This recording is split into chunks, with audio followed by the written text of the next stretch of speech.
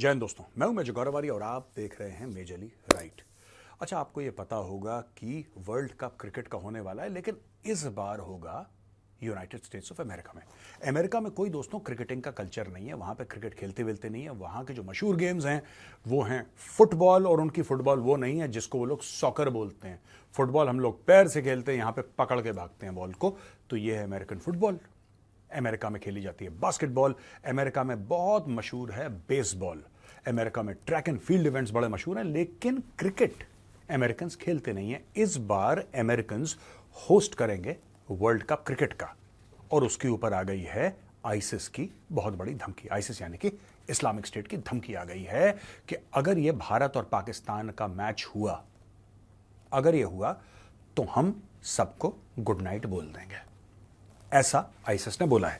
ये देखिए साहब, डिटेल इस प्रकार से है कि लॉन्ग आइलैंड अथॉरिटीज ये सिक्योरिटी बूस्ट कर रही हैं नसाउ काउंटी क्रिकेट स्टेडियम में, और ये भारत और पाकिस्तान का T20 का वर्ल्ड कप मैच हो रहा है जून 9 को, यानी कि अगले महीने 9 तारीख को यह मैच हो रहा है वहां पे। और Nassau county police commissioner Patrick जे रेडर ने यह बोला है कि आईसिस खोरासान चैप्टर की एक थ्रेट रिसीव हुई है, और यह बोला है कि साहब अगर ऐसा हुआ, यानी कि आईसिस ने बोला है खोरासान ने कि अगर ऐसा हुआ तो लोन वुल्फ अटैक होंगे। लोन वुल्फ किसको कहते हैं दोस्तों?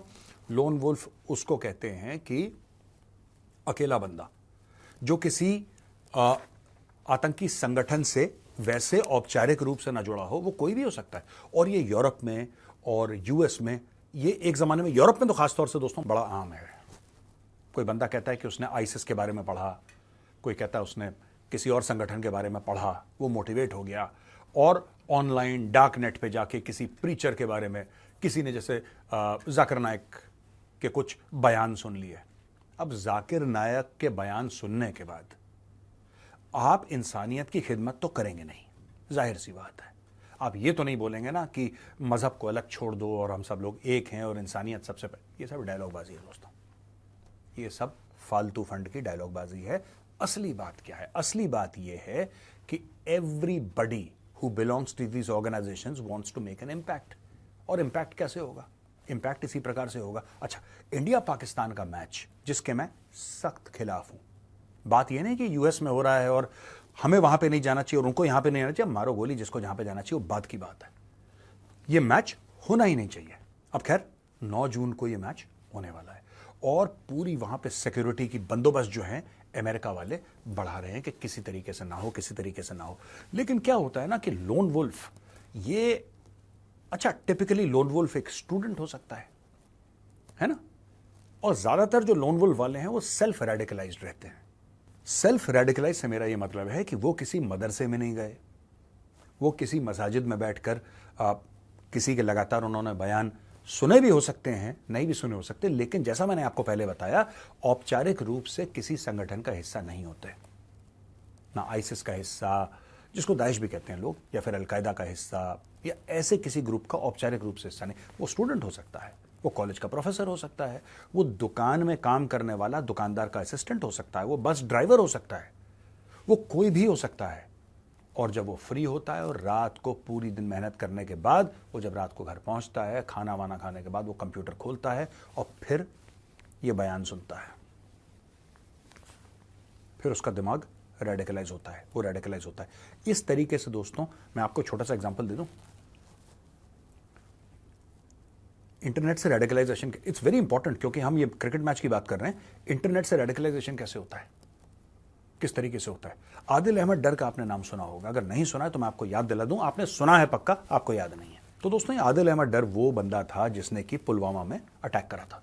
आपको याद होगा पुलवामा का जो हमला हुआ था जिसमें 40 हमारे भाई वीरगति को प्राप्त हुए सीआरपीएफ वाले, वो आदिल अहमद डर ने किया था, और वो था जैश ए मोहम्मद का। पर क्या वो कभी पाकिस्तान गया? क्योंकि जैश ए मोहम्मद तो पाकिस्तान बेस्ड है। ये रेडिकलाइज कैसे हो गया फिर आदिल अहमद डर? इस प्रकार के लोग होते हैं जो अटैक्स कैरी आउट करते हैं, और ये अमेरिका को पता लग गया। अब अमेरिका कह रहा है यार ये तो बड़ी खतरे की बात है, ऑब्वियसली। अब हम आते हैं मैच पे। यार ये मैच हो क्यों रहा है, मुझे अभी तक ये समझ में नहीं आया। ये क्या प्रॉब्लम है इंडियन क्रिकेट बोर्ड को? इनकी बुद्धि काम नहीं कर रही है, या इनको लग रहा है कि इससे पैसा बहुत कमाते हैं? छोड़ दो ना यार, एक बार छोड़ दो यार एक बार। अगर पैसा कमाना है तो इससे बढ़िया चीज यार स्मगलिंग कर लो। मैं आपको बता रहा हूं, माफ करना अगर मैं सख्त जबान का इस्तेमाल कर रहा हूं, स्मगलिंग कर लो यार तुम लोग, ये ज्यादा अच्छा रहेगा। पैसे कमा भी लोगे और कम से कम यार ये तो, इसमें तो डायरेक्ट आप वो लगातार दर लगातार हमारे पास खबरें आ रही हैं, कश्मीर में ये हो गया, यहां पे ये हो गया, इस फौजी ने अपनी जान दे दी।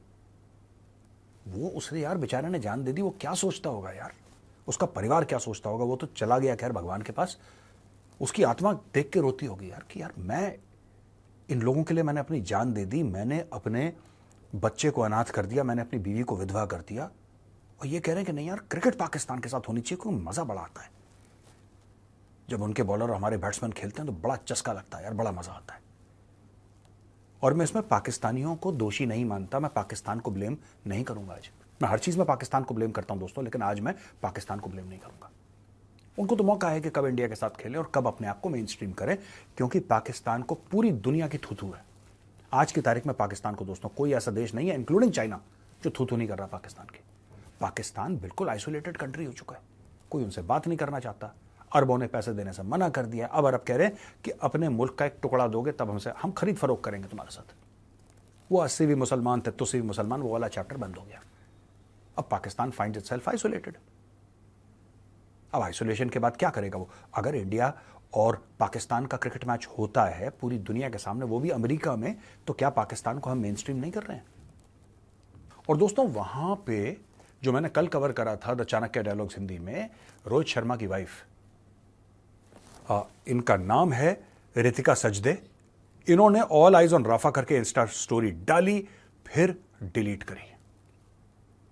स्टोरी डाल के इन्होंने डिलीट कर दी, ठीक है ना। और काफी इन्होंने वो करा, फिर उन्होंने डिलीट कर दी स्टोरी। मैंने तो कभी इनका नाम सुना नहीं था, बट देखिए मैं आपको बता रहा हूं कि ये चीज when you have to qualify. Ritika Sajdeh कौन? तो बोला कि जी वाइफ ऑफ रोहित शर्मा, रोहित शर्मा की वाइफ है। तो फिर उनके स्टोरी डालने से इसलिए इंपॉर्टेंस बना उस स्टोरी का क्योंकि वो रोहित शर्मा की वाइफ है, क्योंकि Ritika Sajdeh nobody knows. With all due respect to the lady, मैं किसी को डिसरिस्पेक्ट नहीं कर रहा, मैं सिर्फ बता रहा हूं कि इनको कोई जानता ही नहीं है। और ये बाकी जो बॉलीवुड के सेलिब्रिटीज हैं, ये करीना कपूर, अब Kareena Kapoor does not come in movies any longer, बहुत कम, ना के बराबर छोटी मोटी फिल्में, she is way past her prime. Varun Dhawan कौन पूछ रहा है, तृप्ति डिमरी नाम नहीं सुना, Samantha Prabhu I have heard of her, Fatima Sana Shaikh no idea, Swara Bhasker, इनका मैटर ही कभी खत्म नहीं होता स्वरा भास्कर का। Swara Bhasker is upset with everything, she is upset with everything in the world, and that's okay, at least the lady has some sort of consistency here, है ना। She is never happy, she is always unhappy. And Dia Mirza, I don't know who this people are, पर ये सारे के सारे 99% of them फोके कारतूस हैं, ये फोके कारतूस हैं। आपने देखा शाहरुख खान कह रहा है ऑल आइज ऑन रफा, टाइम नहीं है उसके पास यार, उसके पास टाइम नहीं है, वो वहां पे फिल्में बना रहा है। आपने देखा Akshay Kumar all eyes on Rafah, ये कौन करते हैं? ये दोस्तों वो सितारे करते हैं जो अब जिन्होंने टिमटिमाना बंद कर दिया, वो फिल्मी सितारे जो अब टिमटिमाते नहीं हैं। तो इनके पीआर वाले बोलते हैं कि ये देखो ये ट्रेंड कर रहा है, ये ट्रेंड कर रहा है, इसमें तुम बहती गंगा में हाथ धो लो फिर से तुम्हारा नाम, क्योंकि इस बिजनेस में ये जो धंधा है ना फिल्म लाइन का, जब तक आपका नाम सर्कुलेशन में है, ये नाम सर्कुलेशन इस तरीके से होता है जैसे हवा, सांस। एक बार आपका नाम लेना लोगों ने बंद कर दिया तो सांस बंद हो गई, बॉडी खत्म, मैटर ओवर। ये चीज जानने की बहुत आवश्यकता है, ये समझने की बहुत आवश्यकता है कि ये लोग करते क्यों हैं। लोग कई इनको बोलते हैं, मेरा भी पहले यही रिएक्शन था ना, कल मैंने भी करा था यार, मैंने भी सोचा कि यार मैंने ट्वीट करा कि ऑल आइज ऑन कश्मीरी पंडित, आप ये लोग ट्वीट क्यों नहीं करते, इसको ट्रेंड क्यों नहीं करवाते? All eyes on Pakistani Hindus, आप क्यों नहीं इसको ट्रेंड करवाते? आप नहीं करवाओगे क्योंकि आपका दूसरा एजेंडा है। अब मुझे पता लगा इनका कोई एजेंडा है ही नहीं, क्योंकि ये इतने अनइंपॉर्टेंट लोग हैं, इनकी फिल्में नहीं आ रही, अगर फिल्में आ रही हैं तो वो फ्लॉप हो रही हैं, इनको लोगों ने देखना कर दिया बंद। अब ये अपना यार घर भी चलाना है यार, शाम को खाना भी खाना है, आपको फेम भी चाहिए, आपको जब सब कुछ चाहिए तो उसका सिर्फ एक ही फिर इलाज बनता है। वो पुरानी कहावत है ना दोस्तों कि अगर बदनाम होंगे तो क्या नाम ना होगा, यही फॉर्मूला है। I don't believe for a minute that Alia Bhatt और सोनम कपूर, इनके हाथ में जीपीएस पकड़ा दो, ये रफा नहीं ढूंढ सकते।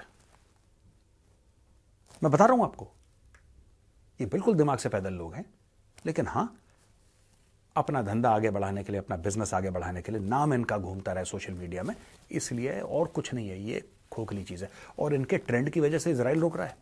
आपको लग रहा है कि ये ट्रेंड कर देगा? वहां पे अमेरिका जैसी शक्ति ने बोल दिया कि हम तुम्हें हथियार बंद कर देंगे, हथियार नहीं देंगे। नेतन्याहू क्या कहता है? We'll fight with our fingernails, जो हमारे नाखून है ना, हम नाखूनों से लड़ेंगे, तुम हथियार नहीं दोगे तो ये लड़ाई बंद नहीं होगी। जाओ करो, ऑल आइज ऑन रफा कर लो बेटा, और ट्रेंड करवा लो, जाओ।